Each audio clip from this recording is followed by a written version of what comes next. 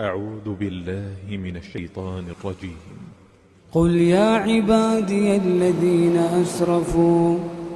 قل يا عبادي الذين أسرفوا على أنفسهم لا تقنطوا من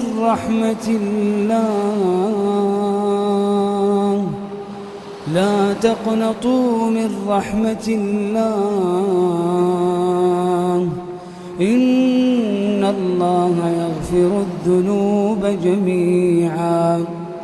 إن الله يغفر الذنوب جميعا إنه هو الغفور الرحيم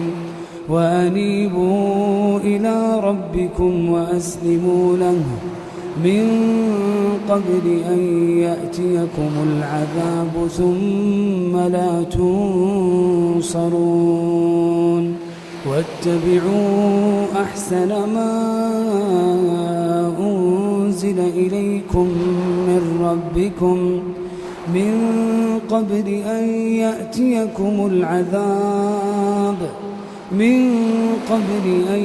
يأتيكم العذاب بغتة وأنتم لا تشعرون أن تقول نفس يا حسرة على ما فرطت في جنب الله وإن كنت لمن الساخرين أو تقول لو أن الله هداني لكنت من المتقين أو تقول حين ترى العذاب لو أن لي كرة فأكون من المحسنين بلى قد جاءتك آياتي فكذبت بها واستكبرت وكنت من الكافرين ويوم القيامة ترى الذين كذبوا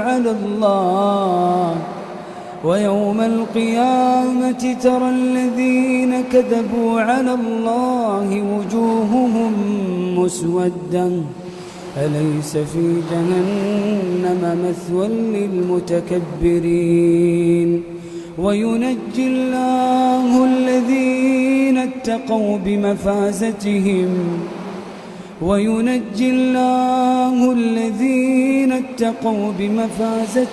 لا يمسهم السوء